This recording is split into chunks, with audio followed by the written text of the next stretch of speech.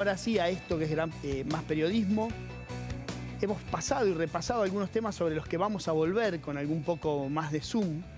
La verdad es que la Argentina nos depara algunas cosas que son relativamente repetidas, ¿no? Con algunos nuevos condimentos que se van dando miércoles a miércoles, ¿no? En todos los repasos que hacemos los miércoles con Luis es un ejercicio de qué cosas cambiaron o qué cosas se sumó, qué condimento nuevo tiene esta olla a presión argentina, de la economía argentina. La de esta semana me parece que tiene que ver con algunos cambios que algo esbozábamos ahí de lo que fue aquel Massa del inicio y de lo que ya Massa está haciendo ahora, ¿no? O sea, Sergio Massa, el ministro de Economía, ha tomado esta semana algunas partes muy concretas de lo que es esa suerte así como de mandamientos que otorga el kirchnerismo. Control de precios, control más férreo de las importaciones, controles a los especuladores, a los sectores concentrados, a los monopolios, ¿no? Algo que ya lo hemos visto y que claramente que gana espacio, especialmente dentro del mundo kirchnerista, dentro del oficialismo, porque el diagnóstico es que hay malos que se dedican a subir los precios, ¿no? Y entonces todo aquel que vaya contra esos malos será un Quijote contra los molinos de viento. Entonces, ¿cómo no lo vamos a acompañar? Es una receta relativamente sencilla que la Argentina ha buscado. Fíjense, ¿no? Buscar 3 o 4 malos. Me acuerdo en algún momento Aranguren con el aumento de precios de la nafta, ¿no? Que era presidente de una petrolera y se bancó un boicot instalado por el propio presidente. Me acuerdo, por el propio presidente, en un acto político con organizaciones sociales, no se le compra una lata de aceite. Y sin embargo todas las petroleras subían porque había inflación, porque había una cantidad de factores que determinaban la necesidad de subir precios. Ahora estamos en una situación similar, con un Massa que ha actuado hacia ese lado, ¿no? ¿Por qué? Porque en realidad, digamos, este tipo de diagnósticos ya tan remanidos, tan conocidos, tan repasados, todos podríamos repasar lo que pasó con decenas de controles de precios, todos contemporáneos a nosotros. Y con todos los fracasos, o sea, no hay ninguna receta de las conocidas aplicada en el último tiempo que pueda mostrar el más mínimo éxito. Estamos con 100% inflación anual. O sea, todo lo que hoy sale $1 el año que viene va a salir 2, según lo que estiman todas las consultoras, incluso las que releva el Banco Central, en el famoso REM, ¿no? Que ya hablan de una inflación para el año próximo de cerca del 90%, y a eso hay que sumarle la posibilidad de que el gobierno ponga en marcha nuevamente el plan Platita ante la tentación de seducir también con dinero a ciertos votantes que claramente lo necesitan, ¿no? Y esto podría poner un poquito más de combustible ya en esa hoguera bastante encendida, o muy encendida, o tremendamente encendida, de acuerdo a lo que suceda. Ahora bien, entrarle a los problemas concretos a un plan antiinflacionario, a un plan de estabilización, genera mucho temor en la política, no solamente en el gobierno, también en la oposición. También hay recuerdos cercanos, por ejemplo, ¿no? Los movimientos tarifarios del inicio del gobierno de Macri que la Corte lo hizo volver para atrás, o sea, volvé a tu casa, llamá a audiencia y volvé con la solución, ¿no?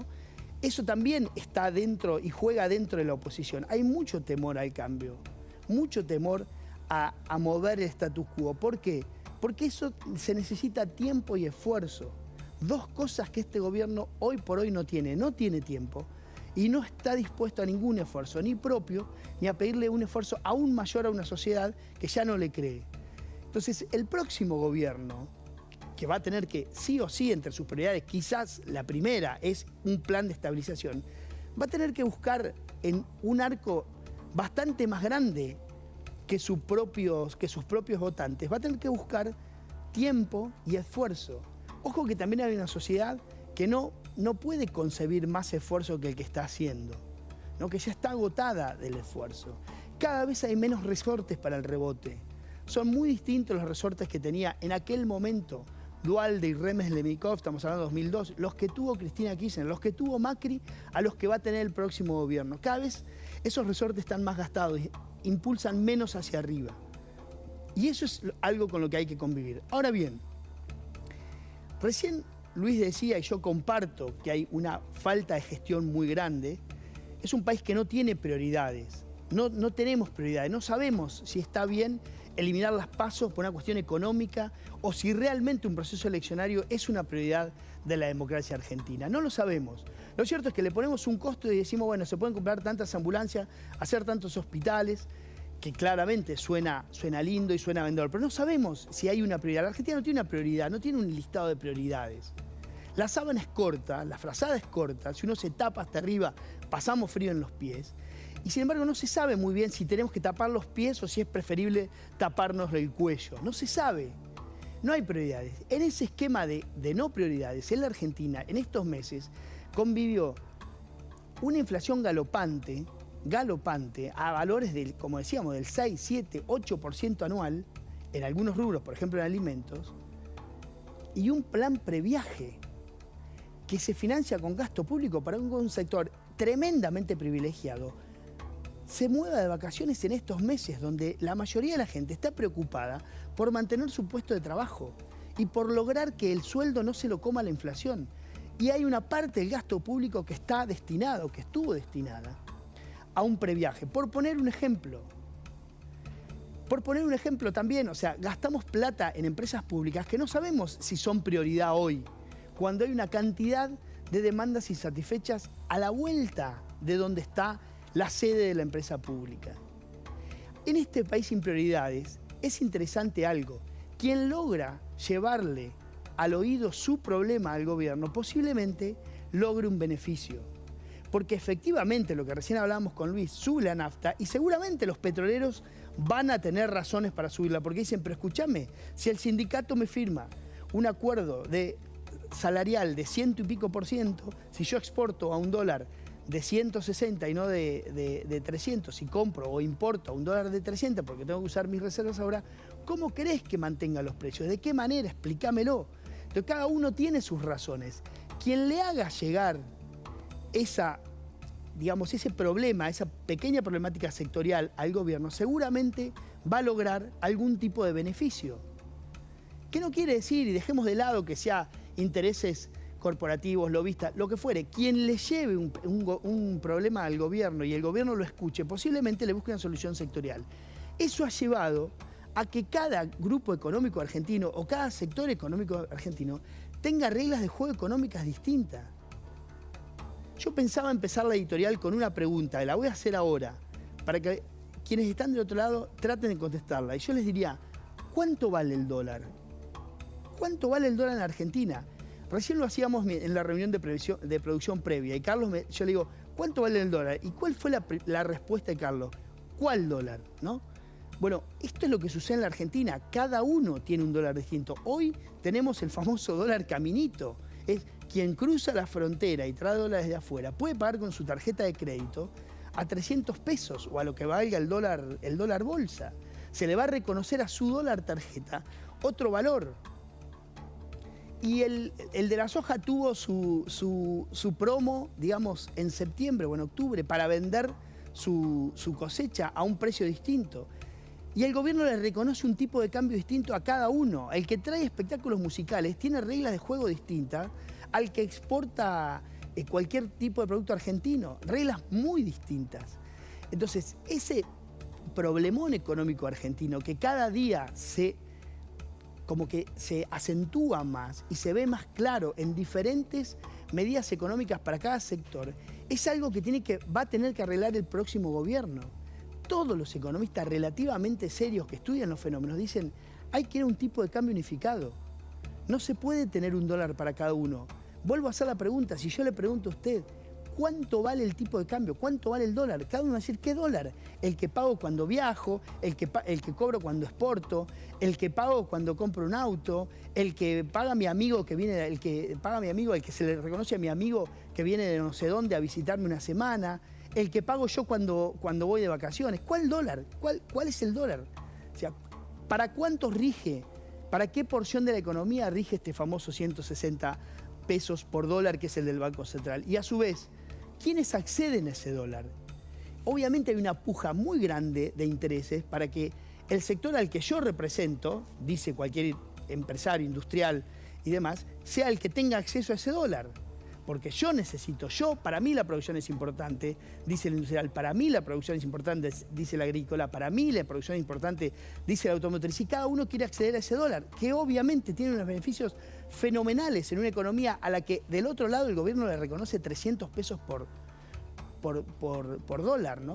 Entonces, esa cantidad de tipos de cambio solo necesitan, irremediablemente llevan a un momento donde haya que unificarlo, y ese momento va a ser traumático para la sociedad argentina, y ese es el primer semestre, al menos, o el primer año del próximo gobierno. Mientras más reglas parciales haya para diferentes sectores de la economía, más difícil es la composición después de unanimidad de normas. Eso es lo que ha sucedido esta semana, que ya prácticamente es un juego.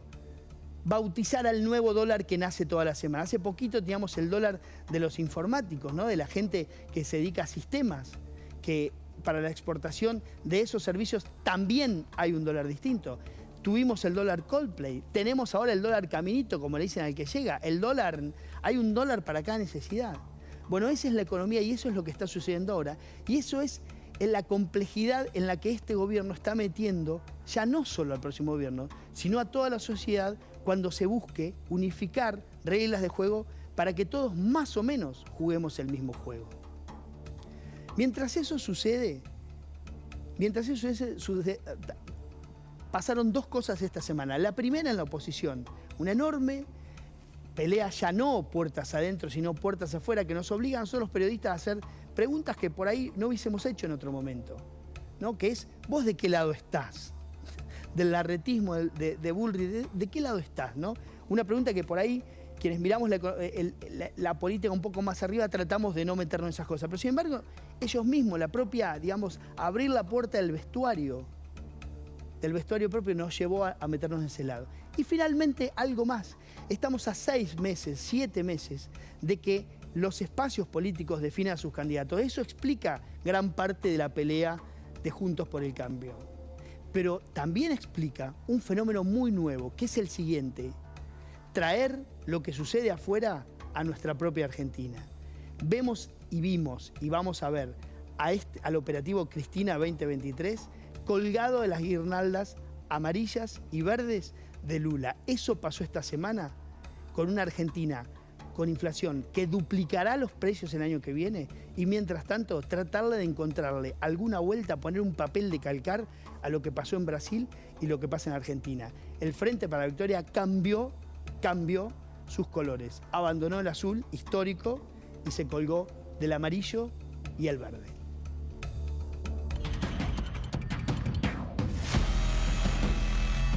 Me considero cidadão que teve processo de ressurreição na política brasileira, porque tentaram me enterrar vivo e eu estou aqui. Sempre fui rotulado como antidemocrático e, ao contrário dos meus acusadores, sempre joguei dentro das 4 linhas da Constituição.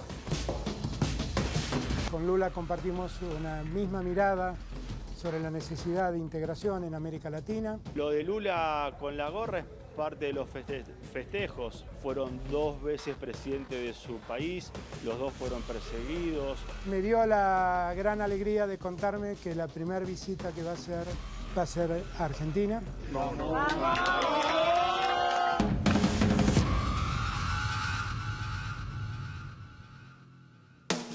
Bueno, acá estamos en la mesa, Camila Olafyan.